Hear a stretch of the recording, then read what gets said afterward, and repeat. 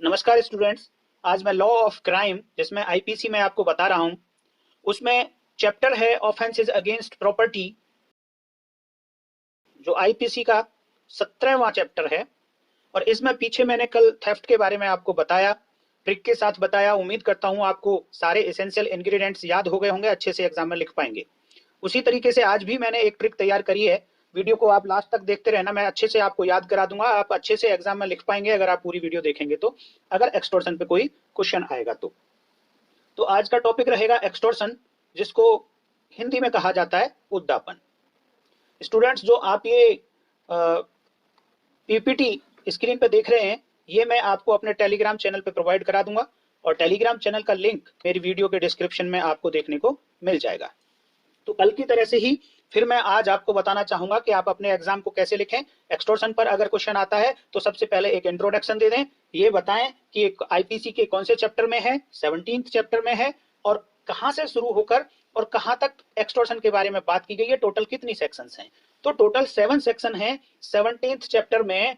383 IPC से लेकर 389 IPC तक एक्सटॉर्शन के बारे में बात की गई है। टोटल 7 सेक्शंस हैं। उसी तरीके से कि एक सेक्शन में तो एक्सटॉर्शन की डेफिनेशन बताई जाएगी, और बाकी जो बची हुई 6 सेक्शन होंगी उनमें एक्सटॉर्शन की पनिशमेंट बताई जाएगी डिफरेंट डिफरेंट सिचुएशंस में। जब सिचुएशन चेंज हो जाएगी तो पनिशमेंट चेंज हो जाएगी, और पनिशमेंट चेंज करने के लिए एक सेक्शन अलग से बना दी जाती है। तो मैं सबसे पहले बात करूंगा सेक्शन 383 आईपीसी, जिसमें एक्सटॉर्शन की डेफिनेशन दी गई है। दोस्तों, डेफिनेशन मैंने वैसे ही लिखी है यहाँ पे, लेकिन मैंने इसको ब्रेक कर करके लिखा है। और आप ऐसे ही अगर लिख के भी आ जाएंगे एग्जाम में तो एग्जामिनर को पता चल जाएगा कि ये बच्चा केवल रट के ही नहीं आया है, ये तो समझ के भी आया है, क्योंकि इसने जिस तरीके से अपनी डेफिनेशन को बताया है मुझे, उससे लगता है कि इसको ये ब्रेक करनी भी आती है सेक्शन। तो एग्जामिनर आपको बहुत अच्छे मार्क्स देगा। तो मैं डेफिनेशन को शुरू करता हूं। आप देख रहे होंगे मैंने कलरफुल बनाने की कोशिश करी है, अलग अलग इंग्रेडिएंट्स को अलग अलग कलर में देने की कोशिश करी है। तो whoever एक्यूज की बात करता है, whoever intentionally puts any person in fear of injury। Injury के आगे मैंने 2 एरो लगा दिए। तो मैं यहां पे ये बताना चाह रहा हूं कि ये इंजरी किसको, तो इंजरी टू दैट पर्सन और एनी अदर पर्सन। तो यहाँ पे 2 पर्सन को इंजरी का भय दिखाया है, कि जिसको भय दिखाया जा रहा है उसको इंजरी कर देगा एक्यूज पर्सन, या किसी दूसरे पर्सन को कर देगा। सपोज भय तो दिखा रहा है फादर को, और ये भय दिखा रहा है कि तेरे बेटे को इंजरी कर दूंगा मैं। तो पहला पार्ट यहाँ पे पूरा हो जाता है कि whoever intentionally puts any person in fear of any injury to that person, green colour में, और to any other person। फिर मैंने दिखाया आगे से एंड वाला पार्ट, एंड को अंडरलाइन किया और उसके आगे प्लस लगाया। तो इसका मतलब है कि ऊपर वाली बातें प्लस नीचे वाली बातें दोनों ही होंगी, तभी जाके एक्सटॉर्शन कंप्लीट होगा। केवल ऊपर वाली बातें या केवल ये एंड के बाद वाली बातों से एक्सटॉर्शन कंप्लीट नहीं होगा। तो एंड के बाद लिखा है कि देयर बाई का मतलब जो ऊपर बोला गया था, ये पूरा होने के बाद एक्यूज क्या करता है, induces the person so put in fear. तो वो उसको इंड्यूस करता है और कहता है उससे कि, और किसको कहता है, उस पर्सन को कहता है जिस पर्सन को फियर में रखा गया है। उस पर्सन को नहीं कि जिस पर्सन को इंजरी कर दूंगा, जो भी मैंने बताया था बेटे को इंजरी करने की फियर में है, लेकिन इंजरी फियर में किसको रखा है, फादर को। तो यहां पर फादर को ही इंड्यूस करता है, और किस पर्पज के लिए इंड्यूस करता है, तो thereby induces the person so put in fear to deliver any. अब देखो, डिलीवर के नीचे मैंने कई सारे एरो लगाए हुए हैं, तो ये डिलीवर आपको बताएगा कि हमें क्या क्या याद रखना है। टू डिलीवर क्या, टू डिलीवर एनी प्रॉपर्टी, या फिर to deliver any valuable security, या फिर टू डिलीवर एनीथिंग साइंड और sealed which may be converted into a valuable security. तो इतनी बातें डिलीवर करने की यहाँ पे, डिलीवर जब जब आप शब्द यहाँ पे लिखेंगे तो ये 3 बातें आपके मन में आनी चाहिए, और ये एग्जाम में आपको लिखनी भी होंगी। मैं समझा दूंगा और आगे, बट डिलीवर के साथ में ये 3 बातें। डिलीवर प्रॉपर्टी, देखो ये प्रॉपर्टी वाली ही बातें हैं। या तो प्रॉपर्टी सीधे सीधे डिलीवर करने के लिए इंड्यूस किया, या कोई valuable security. Valuable security IPC में जब आप पढ़ते हैं वहां आपको डेफिनेशन मिल जाएगी। और वैल्यूएबल सिक्योरिटी अगर डायरेक्ट नहीं है तो फिर ऐसी कोई साइन करी हुई चीज, ऐसे कोई थंब इंप्रेशन लगाई हुई डॉक्यूमेंट, या ऐसी कोई मोहर सील लगाई हुई डॉक्यूमेंट जिनको बाद में वैल्यूएबल सिक्योरिटी में कन्वर्ट किया जा सकता है, ऐसी चीजों को अगर डिलीवर करने के लिए इंड्यूस किया ऐसे पर्सन को जिसको फियर में रखा गया था इंजरी के, तो कहा जाएगा कि ऐसे पर्सन ने, एक्यूज पर्सन ने एक्सटॉर्शन कमिट कर दिया है। तो डिलीवर के बाद, डिलीवर को जब हमने पढ़ा तो डिलीवर क्या करने के लिए इंड्यूस किया है और किसको डिलीवर करने के लिए इंड्यूस किया है, तो डिलीवर के लिए चार बातें कनेक्टेड है, तीन मैं बता चुका हूं, चौथी बात यह कि डिलीवर टू एनी पर्सन। ये बात, ये जो प्रॉपर्टी थी जिसके लिए इंड्यूस किया, ये जो वैल्यूएबल सिक्योरिटी थी, जो एनीथिंग साइंड और सील्ड था, ये किसको डिलीवर करे, या तो खुद को डिलीवर करने के लिए इंड्यूस करे या किसी और पर्सन को डिलीवर करने के लिए इंड्यूस करे, तो कहा जाएगा कि एक्यूज पर्सन ने एक्सटॉर्शन कर दिया है। एक एग्जांपल के साथ मैं आपको बताता हूं, यहाँ पे इलस्ट्रेशन आप लिख दें ये डेफिनेशन लिखने के बाद, जैसे डेफिनेशन मैंने ऊपर दिखाई है ऐसे पिक्चराइज करना बच्चों, माइंड में पिक्चर बनाने की कोशिश करना कि क्या वर्ड्स कहां पे लिखे हैं, रटने की कोशिश मत करना, पिक्चर बनाएंगे तो बहुत आसानी से आपको याद रह जाएंगे और आप एग्जाम में लिख के भी आ पाएंगे। तो उसके नीचे एक इलस्ट्रेशन लिखना, और इलस्ट्रेशन बड़ा सिंपल सा है, A threatens to publish a defamatory libel concerning Z unless Z gives him money. इसका मतलब ये है कि ए एक्यूज है, वो जेड को फियर में डालना चाहता है इंजरी के, और कैसी इंजरी, वो कहता है कि मेरे पास एक डिफामेटरी मटेरियल है तुम्हारे खिलाफ, अगर मैंने वो पब्लिश कर दिया तो तुम्हारी बेइज्जती हो जाएगी, तो मैं पब्लिश कर दूंगा अगर मुझे तुम पैसे नहीं दोगे तो। अब उसने फियर में रखा और फिर कहा कि मुझे पैसे दे दो, वो इंड्यूस कर रहा है, और कौन सी प्रॉपर्टी मांग रहा है, पैसे मांग रहा है, किसको दिलवा रहा है, खुद को ही दिलवा रहा है, तो इसने क्या कर दिया, इन्हें यहाँ पे एक्सटॉर्शन कर दिया। तो ये इलस्ट्रेशन आप लिख के आना एग्जाम में, क्योंकि इलस्ट्रेशन जरूरी होता है। अब इलस्ट्रेशन के बाद आपको लिखने पड़ेंगे एसेंशियल इंग्रेडिएंट्स ऑफ एक्सटॉर्शन। तो आपको जिस तरीके से मैंने एक ट्रिक बताई थी थेफ्ट में, DMPCM, उसी तरीके से मैं यहाँ पे एक एसेंशियल इंग्रेडिएंट की अपनी तरफ से मैंने बनाई है ट्रिक। आप अपनी भी ट्रिक बना सकते हैं, बट ये सिंपल सी ट्रिक मैंने बनाने की कोशिश करी है, इससे सारे इंग्रेडिएंट समझ में आ जाएंगे। इसको ब्रीफ में अभी मैं समझा देता हूं और इसके आगे डिटेल में एसेंशियल इंग्रेडिएंट्स इसी की हेल्प से आपको लिखना कैसे है वो मैं आपको बता दूंगा। तो ट्रिक है PFI I2D2। PFI कैसे याद रहेगा, अभी रिसेंटली पीछे इंडियन गवर्नमेंट ने एक संगठन पर बैन लगाया है और उस संगठन का नाम है PFI, popular front of India. P से पॉपुलर, F से फ्रंट ऑफ इंडिया। नाम ठीक नहीं है, बैन लगाया है हमारे देश ने, पर फिर भी ट्रिक ऐसी ही बनाई जाती है जो आपको याद रह जाए।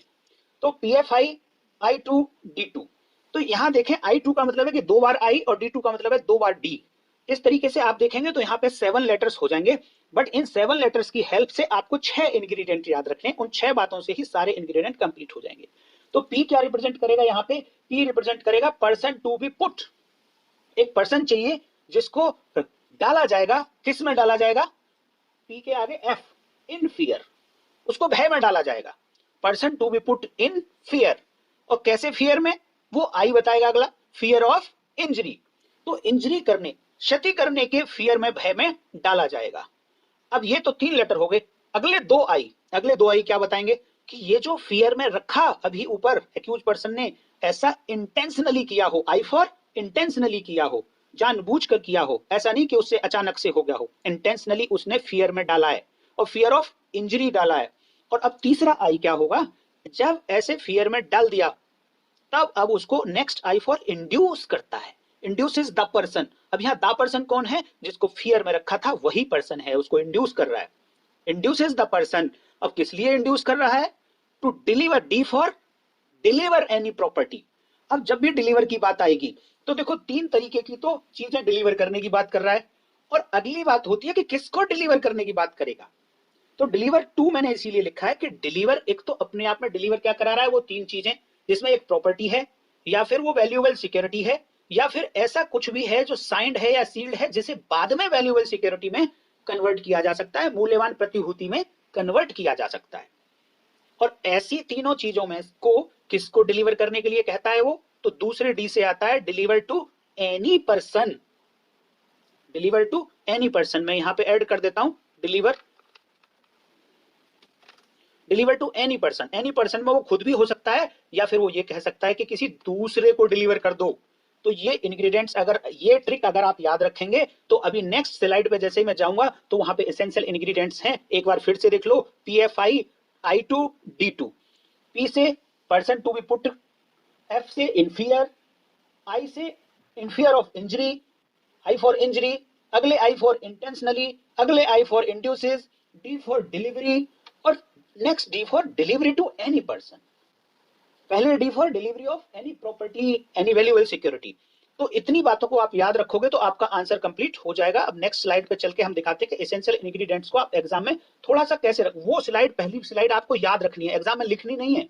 उसको याद रखने से ये वाली जो स्लाइड है ये आप लिख पाओगे। तो 6 एसेंशियल इंग्रेडिएंट्स में मैंने कन्वर्ट कर दिया है एक्सटॉर्शन को। एक्सटॉर्शन अगर साधारण शब्दों में आप जानने की कोशिश करो तो इसे ब्लैकमेलिंग कहते हैं। ब्लैकमेलिंग कैसे होती है कि कोई भी पर्सन आपको डराता रहेगा कि मेरे पास तेरा कुछ ऐसा है कि मैं तेरे पिताजी को दिखा दूंगा तो तेरे पे डांट पड़ेगी, नहीं तो तू मुझे ये दे दे। तो यही ब्लैकमेलिंग कहलाती है और यही साधारण शब्दों में एक्सटॉर्शन कहलाती है। बट लीगल में क्या क्या इंग्रेडिएंट्स होंगे वो सेक्शन 383 आईपीसी में लिखा गया है। उसके 6 इंग्रेडिएंट मैं यहाँ पे लिख रहा हूँ। आप एग्जाम में ऐसे भी लिख के आएंगे तो आपको अच्छे मार्क्स मिलेंगे। पहला इंग्रेडिएंट है कि accused must have put any person in fear of injury. तो जो पहले दो इंग्रेडिएंट ट्रिक में जो पी एफ थे वो मैंने दोनों को यहाँ मिक्स कर दिया है। तो क्या है यहाँ पे, accused must have put any person in fear of injury. अब इंजरी कैसी, इंजरी क्या होगी, तो इसके लिए आपको सेक्शन 44 आईपीसी पढ़नी पड़ेगी और ये एग्जाम में आप ब्रैकेट में लिख के भी आना, जिससे एग्जामिनर को लगेगा कि बच्चे ने ये डेफिनेशन रटी नहीं है बल्कि इस डेफिनेशन के अंदर जो वर्ड्स यूज हुए हैं उनका मीनिंग भी इसको बच्चे को पता है कि वो कहां मिलेगा। तो इसलिए जहां जहां ये वर्ड्स यूज हो रहे हैं और जिनकी डेफिनेशन आईपीसी में दी गई है उनके सामने आप ब्रैकेट में उनकी सेक्शन जरूर लिख के आना। अच्छा इंप्रेशन पड़ेगा एग्जामिनर पे और अच्छे मार्क्स आपको मिलेंगे। तो पहला ingredient, accused must have put any person in fear of injury. अब नेक्स्ट इंग्रेडिएंट कहता है कि द इंजरी, ये जो इंजरी थी अभी, ये किसको कॉज की जाएगी, किसको डालेंगे फियर, इंजरी के फियर में। तो वो कहता है the injury may be caused to the person who has been put in fear या फिर टू एनी अदर पर्सन। जिस पर्सन को फियर में डाला उसी पर्सन को ये इंजरी करने की धमकी हो सकती है या इससे रिलेटेड किसी दूसरे पर्सन को इंजरी करने की धमकी हो सकती है। तो दूसरा इंग्रेडिएंट। तीसरा इंग्रेडिएंट कि दिस फियर, अब आई से नेक्स्ट आई से intentionally, this fear must have been created intentionally by the accused. तो तीसरी आई, जो दूसरा आई था उससे हमें इंटेंशनली मिल गया। अब नेक्स्ट और आई से क्या आएगा, अब इंड्यूस करेगा, जब वो फियर में आ गया तो after putting in such fear मतलब जैसा ऊपर दिखाया गया है, after putting in such fear accused must have induced the person who was put in fear. Induce किसको करेगा, उसी पर्सन को इंड्यूस करेगा जिसको फियर में रखा गया था। मैं आपको ना आगे चल के थेफ्ट का और इंड्यूसमेंट का डिफरेंस भी बताऊंगा, बहुत अच्छे से बताऊंगा। कई बार एग्जाम में आता है कि थेफ्ट में और एक्सटॉर्शन में डिफरेंस क्या है। तो आप देखते रहोगे, बहुत अच्छे से लिख के आओगे आंसर। वीडियो से अगर आपको नॉलेज मिल रही है तो लाइक कर दो, चैनल को सब्सक्राइब कर लो, दोस्तों के साथ शेयर भी कर देना। तो चौथा इंग्रेडिएंट कि जब उसको फियर में डाल दिया, अब उस एक्यूज ने क्या किया, इस पर्सन को जिसको फियर में डाला गया उसे इंड्यूस किया। तो अब बात ये आती है कि इंड्यूस किस चीज के लिए किया। तो नेक्स्ट इंग्रेडिएंट आ जाएगा कि the inducement should be either for delivery of property और डिलीवरी ऑफ वैल्यूएबल सिक्योरिटी या फिर एनीथिंग जो साइंड है या सील्ड है और वो बाद में वैल्यूएबल सिक्योरिटी में कन्वर्ट किया जा सकता है, बेशक चाहे अभी वो वैल्यूएबल सिक्योरिटी नहीं हो। तो ये हो गया पांचवा इंग्रेडिएंट। अब बात आती है कि यहां पे डिलीवरी के लिए इंड्यूस तो कर दिया, अब ये डिलीवरी किसको कराना चाहेगा एक्यूज पर्सन। तो वो कहता है कि डिलीवरी वो किसी भी पर्सन को कर दे, डिलीवरी में be directed to accused himself और एनी अदर पर्सन। आप इस तरीके से लिख के आएंगे एसेंशियल इंग्रेडिएंट्स तो कंप्लीट आपको अच्छे मार्क्स मिलेंगे और एग्जामिनर खुश भी हो जाएगा। अच्छी राइटिंग में आप ये सब कुछ लिख के आना, आपको बहुत अच्छे मार्क्स मिलेंगे, देखना आप क्लास में काफी ऊपर आ जाओगे। अब नेक्स्ट स्लाइड पे मैं चलता हूं और यहां पे अब बात आएगी कि पनिशमेंट कैसे मिलेगी। यहां तक तो आपको एक्सटॉर्शन समझ आ गई, डेफिनेशन समझ आ गई, 383 आईपीसी समझ आ गई। अब बात करते हैं टोटल, देखो मैंने बताया था 7 सेक्शन है, उनमें से एक में डेफिनेशन बता दी 383 में। अब बची 6 सेक्शंस। 6 सेक्शंस में आप ध्यान देना 384 से शुरू होकर 389 तक जाएंगी ये, और इनमें पनिशमेंट बताई गई है किस किस चीज की। एक तो एक्सटॉर्शन की अटेम्प्ट की पनिशमेंट है इन्हीं सेक्शंस में, और एक कंप्लीट एक्सटॉर्शन की पनिशमेंट है इन्हीं सेक्शंस में। तो मैं आपको याद करने के लिए बता दूं कि दो तरीके के नंबर हैं, तीन नंबर, क्योंकि 6 सेक्शंस हैं तो इनमें से 3 सेक्शंस तो ऑड नंबर हैं और 3 सेक्शन इवन नंबर हैं। ध्यान देना, थोड़ा सा कंसंट्रेट करना, बहुत अच्छे से याद हो जाएंगी, कभी नहीं भूलोगे। और अगर आज ध्यान नहीं दिया तो पूरी जिंदगी समझ में भी नहीं आएंगी। इतनी टिपिकल सेक्शंस हैं, मैंने इतनी साधारण शब्दों में लिखा है कि आप ध्यान देते रहेंगे, बहुत अच्छे से समझ जाएंगे। तो 3 सेक्शंस ऑड नंबर हैं और 3 सेक्शंस हैं यहाँ पे जो इवन नंबर हैं। अब ऑड नंबर को पहले मैं ले लेता हूं। ऑड नंबर्स कहां हैं? 385, 387, 389, 385, 387, 389। ये 3 सेक्शन हैं जो तीनों ऑड सेक्शन हैं। तो ये एक ही कैटेगरी से बिलोंग करती हैं और वो है यहाँ पे अटेम्प्ट टू कमिट एक्सटॉर्शन की पनिशमेंट बताई गई है। तो याद रख लो कि ऑड नंबर्स में अटेम्प्ट टू कमिट एक्सटॉर्शन की पनिशमेंट बताई गई है और इवन नंबर्स में कंप्लीट कमीशन ऑफ एक्सटॉर्शन की पनिशमेंट बताई गई है। तो कंफ्यूजन नहीं होना चाहिए दोस्तों, मिटा लो हमेशा के लिए कंफ्यूजन। तो 3 सेक्शन जो इवन नंबर हैं वो कौन कौन सी? 384, 386 और 388। इन तीनों सेक्शंस में जो पनिशमेंट दी गई है एक्सटॉर्शन की वो कंप्लीट कमीशन की दी गई है। तो अब क्वेश्चन ये उठेगा कि ऐसी क्या बात है जो 3-3 सेक्शन अटेम्प्ट की ही है और 3 ही सेक्शन कंप्लीट एक्सटॉर्शन की है। तो उसको समझने के लिए जो पीछे मैंने डेफिनेशन आपको बताई उसे ध्यान में रखना। और अगर मैं नेक्स्ट स्लाइड को तुमने ध्यान से नहीं देखा, इस स्लाइड को जो मैंने ये कुछ सर्कल्स बनाए, अगर आपने इस स्लाइड को ध्यान से नहीं देखा तो दोस्तों ये 6 सेक्शन आपको जीवन में समझ नहीं आएंगी। और ये स्लाइड आपने ध्यान से देख ली तो जीवन में आप इस सेक्शंस को भूलोगे नहीं कभी भी। तो यहां देखो एक बड़ा आपको ब्लू सर्कल चमक रहा होगा। ये ब्लू सर्कल, ये देखो नीचे डाउन लेफ्ट कॉर्नर में मैंने लिखा है, क्या रिप्रेजेंट करता है? ये इंजरी को रिप्रेजेंट करता है। ये इंजरी और फियर से ही 6 सेक्शंस डिवाइड की गई हैं। जैसे जैसे फियर और इंजरी का चेंज होगा वैसे वैसे ही सेक्शन चेंज होंगी। इंजरी जब आप पढ़ते हैं सेक्शन 44 तो वहां बताया गया है 4 तरीके की इंजरी होती है। इंजरी बॉडी, फिजिकल बॉडी में हो सकती है, इंजरी माइंड में हो सकती है पर्सन के, इंजरी पर्सन की रेपुटेशन को हो सकती है, इंजरी पर्सन की प्रॉपर्टी को हो सकती है। तो 4 तरीके से इंजरी होती है। अब अगर फियर में डाला जा रहा है एक्सटॉर्शन करने के लिए, फियर में डाला जाता है किसी पर्सन को, किसके फियर में डाला जाता है? इंजरी के फियर में। तो इसका मतलब 4 प्रकार की इंजरी के फियर में डाल सकता है वो एक्यूज पर्सन। अब भाई एक जगह तो डालता है वो फिजिकल बॉडी की इंजरी के फियर में, दूसरी जगह डालता है प्रॉपर्टी के फियर में। तो नेचुरली जो बॉडी को हार्म पहुंचाने का फियर दिखाया जाएगा वो थोड़ा ग्रेव फियर होगा, वो ज्यादा फियर होगा। तो जब जब body physical injury, physical body को इंजरी करने की के फियर में डाला जाएगा तो पनिशमेंट ज्यादा मिलेगी, तो उसके लिए सेक्शन अलग होगी। तो इसी तरीके से मैं ये बताता हूं कि इंजरी और फियर को अगर आपने समझ लिया, और वो इससे बहुत अच्छे से समझ में आ जाएगा, ध्यान से बने रहना वीडियो में, मैं अभी क्लियर कर दूंगा आपको। तो ये जो ब्लू सर्कल है, बड़े वाला सबसे बाहर वाला ब्लू सर्कल चमक रहा है और उसके अंदर 2 मैंने छोटे छोटे सर्कल बनाए, एक रेड कलर का है और एक ऑरेंज कलर का है। तो जो बड़ा ब्लू सर्कल है ये सारे प्रकार की इंजरी को बताता है। तो उसमें से जो मैंने रेड सर्कल बनाया उसके अंदर लिखा है, देखो, फियर ऑफ डेथ और ग्रीवियस हर्ट। सॉरी, ये हर्ट ये वाला लिख गया, मैं इसको करेक्ट कर देता हूं। तो फियर ऑफ डेथ और fear of hurt, grievous hurt, not simple hurt नहीं, ग्रीवियस हर्ट। तो फिजिकल बॉडी को जो इंजरी पहुंचानी है, जो फियर में डाल रहा है वो 2 तरीके की है। अगर डेथ करने का फियर दिखा दिया या ग्रीवियस हर्ट करने का फियर दिखा दिया और फिर इंड्यूस करता है कि अब मुझे प्रॉपर्टी दे दे, नहीं तो तेरे बेटे को मार दूंगा या तुझे मार दूंगा, या फिर कहता है कि तेरी टांग तोड़ दूंगा मैं। ग्रीवियस हर्ट हो जाता है टांग तोड़ना, हड्डी तोड़ना, तेरे पैरों की हड्डी तोड़ दूंगा, नहीं तो तू मुझे 50 लाख रुपए दे दे। तो ये क्या हो रहा है? ये ग्रीवियस हर्ट का भय डाल रहा है या डेथ का भय डाल रहा है। तो ऐसी भय के लिए पनिशमेंट ज्यादा मिलेगी। और अगली पनिशमेंट, अगली टाइप की जो इंजरी है वो है कि ऐसी माइंड को इंजरी, माइंड को डर बैठाता है कि भाई तुझे मैं किसी केस में फंसा दूंगा। ध्यान देना, तुझे मैं किसी केस में फंसा दूंगा। अब कैसे केस में फंसा दूंगा? तो यहां पे मैंने जो ऑरेंज कलर वाला लिखा है, यहां पढ़ के देखो, यहां लिखा है fear of accusation in offence punishable with death, punishable with life imprisonment और पनिशेबल विद इंप्रिजनमेंट विच में एक्सटेंड अप टू 10 ईयर्स।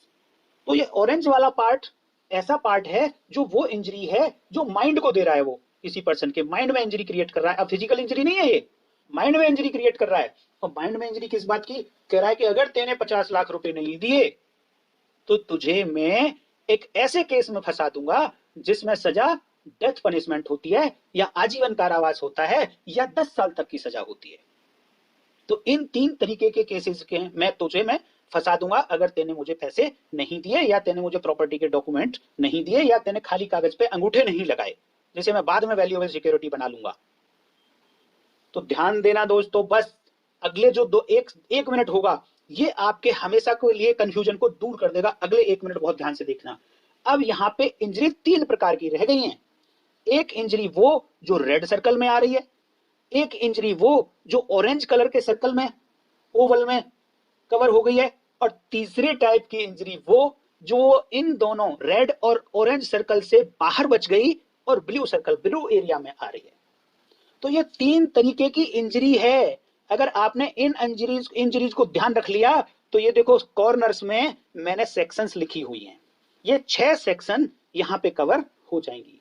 अगर भय दिखाया था किसी पर्सन को रेड कलर वाली इंजरी का, डेथ का और ग्रीवियस हर्ट का, तो सेक्शन कौन कौन सी आएंगी? या तो 386 होगी या 387 आईपीसी बनेगी। और देखो मैंने बताया था 87 कब बनेगी, वो अटेम्प्ट के लिए है क्योंकि ऑड नंबर है, और 86 कब बनेगी, वो कंप्लीट एक्सटॉर्शन के लिए है क्योंकि वो इवन नंबर है। तो 386 क्या कहेगी, वो कहेगी कि अगर एक्सटॉर्शन कंप्लीट किया किसी ने और फियर कैसा दिखाया था उस एक्सटॉर्शन को करने के लिए, डेथ करने का या ग्रीवियस हर्ट करने का, तो ऑफेंस कौन सा हो गया, 386 आईपीसी। और अगर इसी हर्ट ग्रीवियस हर्ट का फियर दिखाकर या डेथ का फियर दिखाकर अटेम्प्ट करी थी, अभी कंप्लीट नहीं करी एक्सटॉर्शन, तो कौन सी सेक्शन लग जाएगी, यहीं पे ऑड नंबर की सेक्शन 386 लग जाएगी। इसी तरीके से अब दूसरे टाइप की इंजरी में आ जाओ, इस वाली इंजरी में ऑरेंज कलर की। अब यहां पे ये इंजरी दिखाकर, ऑरेंज कलर वाली इंजरी दिखाकर अगर एक्सटॉर्शन कंप्लीट कर दी तो धारा इवन वाली लग जाएगी 388 आईपीसी। और अगर अटेम्प्ट करी थी एक्सटॉर्शन की यही ऑरेंज कलर की इंजरी के भय में डालकर, तो वो अटेम्प्ट के लिए 389 आईपीसी लग जाएगी एक्सटॉर्शन के लिए। अब रह गई ये बात कि इन दोनों टाइप की इंजरी को छोड़कर जितनी भी इंजरी बच गई इस ब्लू कलर में, इन सब इंजरीज का भय दिखाकर अगर एक्सटॉर्शन कंप्लीट कर दिया तो सेक्शन 384 आईपीसी, और इन्हीं इंजरीज का भय दिखाकर केवल अटेम्प्ट किया था तो 385 आईपीसी का ऑफेंस हो जाएगा। तो उम्मीद करता हूं कि ये एक स्लाइड इतनी इंपॉर्टेंट स्लाइड है कि आप इसका स्क्रीनशॉट ले लो, इसे ध्यान से देख लो 2-3 बार, तो आपको 6 सेक्शन बिल्कुल क्लियर, एकदम क्लियर, क्रिस्टल क्लियर हो जाएंगी। दूध का दूध पानी का पानी हो जाएगा। अदरवाइज अगर आपने ऐसे नहीं समझा तो आप डायरेक्ट में जाके पढ़ लेना, अगर आपको कुछ भी समझ आ जाए। नेक्स्ट स्लाइड पे चलते हैं दोस्त, और नेक्स्ट स्लाइड में अब बात करूंगा पनिशमेंट कैसे कैसे मिलेगी। अब ये तो समझ आ गया कि कौन सी सेक्शन कौन सी पनिशमेंट के लिए बात करेगी। तो पहले मैं अटेम्प्ट की पनिशमेंट आपको बताता हूं कि अटेम्प्ट की पनिशमेंट कितनी कैसे मिलेगी। देखो अगर अटेम्प्ट थी तो ये तो आपको समझ आ गया कि जो ऑड नंबर है 385, 387, 389 आईपीसी, ये अटेम्प्ट की डेफिनेशंस हैं। लेकिन हम जब भी पीछे जैसे मैंने थेफ्ट वाली में बताया था, सबसे पहले मोस्ट ग्रीवियस सेक्शन को लेंगे, उसके बाद में उससे कम ग्रीवियस सेक्शन को लेंगे, और फिर जो बची हुई सेक्शंस होंगी वो बाकी अगली बची हुई सेक्शन में आ जाएंगी। तो सबसे पहले मोस्ट ग्रीवियस पनिशमेंट जो दे रखी है वो देखो 389 आईपीसी में दे रखी है कि जब 389 किसके लिए था, ये 389 के ऊपर देखो अटेम्प्ट कैसे की गई थी, कौन सा फियर दिखाया गया था, एक्यूजेशन ऑफ एन ऑफेंस। किसी केस में फंसा दूंगा, कैसे केस में फंसा दूंगा, कहता है ऐसे केस में फंसा दूंगा जिसमें मृत्यु दंड है, या फिर आजीवन कारावास मिलेगा तुझे, या फिर 10 साल तक की सजा मिलेगी, ऐसे केस में फंसा दूंगा। अगर ऐसे फियर में डाल के अटेम्प्ट की थी एक्सटॉर्शन की तो 389 आईपीसी में पनिशमेंट मिलती है अप टू 10 ईयर और फाइन, दोनों मिलेंगे। और इसी में एक क्लॉज और दी है कि अगर इसमें देखो 377 आईपीसी ऐसा है जिसमें पनिशमेंट लाइफ इंप्रिजनमेंट है, उसको स्पेसिफिक अलग से लिख दिया है कि अगर फियर में ये डाला था कि तुझे 377 आईपीसी के ऑफेंस में फंसा दूंगा, नहीं तो तू मुझे पैसे दे दे, तो ऐसे अगर 377 के लिए थ्रेट दे रहा है तो उसमें पनिशमेंट लाइफ इम्प्रिजनमेंट मिलेगी। अब इससे नीचे की आ जाते हैं कि जहां पे डेथ करने का या ग्रीवियस हर्ट करने के फियर में डाला था, जो रेड कलर का सर्कल था उसके अंदर, अगर ऐसी फियर में डाल के एक्सटॉर्शन की अटेम्प्ट करी है तो 387 आईपीसी और उसमें पनिशमेंट मिलेगी 7 साल तक की और फाइन भी होगा। अब इन दोनों इंजरीज से बाकी जो बची हुई इंजरी बच गई ऑफ रिमेनिंग इंजरीज, तो बाकी बची हुई इंजरीज के लिए बाकी बची हुई इंजरीज के फियर में डाल के अगर अटेम्प्ट की थी एक्सटॉर्शन की तो उसके लिए सेक्शन यूज होगी 385 आईपीसी और उसमें पनिशमेंट है up to 2 years and fine. ये हुई अटेम्प्ट की पनिशमेंट। अब बात करते हैं कंप्लीट कमीशन की अटेम्प्ट पनिशमेंट कैसे मिलेगी कि जब कंप्लीट एक्सटॉर्शन हो जाएगा तो उसकी पनिशमेंट दोस्तों कैसे मिलेगी। देखो उसकी punishment same, injury same, fear same है तीनों जगह, सेक्शन सिर्फ इवन नंबर हो जाएंगी क्योंकि कंप्लीट एक्सटॉर्शन हो गया। तो 388 पहले ले लेते हैं, वही पनिशमेंट है जो 387 में थी, सॉरी वही पनिशमेंट है जो 389 में थी।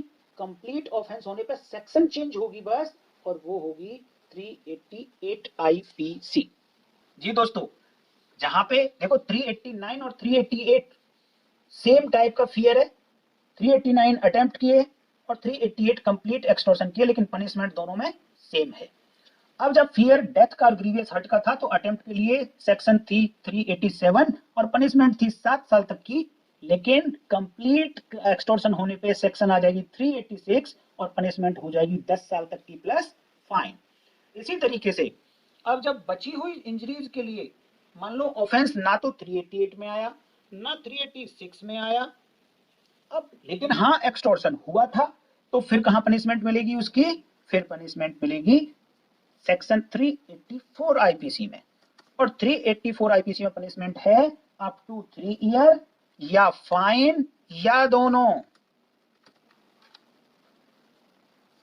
तो ये कंप्लीट एक्सटॉर्शन की पनिशमेंट आपको समझ में आ गई होगी। उम्मीद करता हूं दोस्तों ये आपको अच्छे से समझ में आ गई है।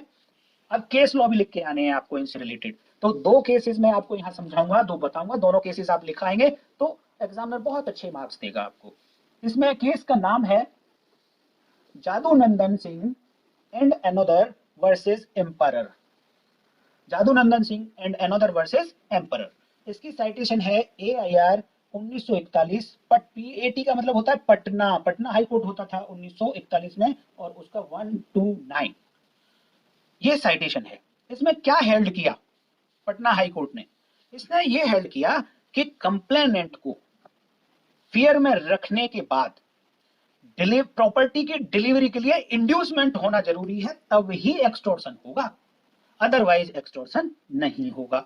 इस केस में क्या हुआ था, इस केस में यह हुआ था कि जो एक्यूज था जादू नंदन सिंह और उसका जो साथी था, उन्होंने क्या किया था, कंप्लेनेंट की पिटाई लगाई और उनके हाथ पकड़ के उनके जबरदस्ती अंगूठे खाली पेपर्स पे लगवा लिए, जिनको बाद में वो वैल्यूएबल सिक्योरिटी में कन्वर्ट करेंगे।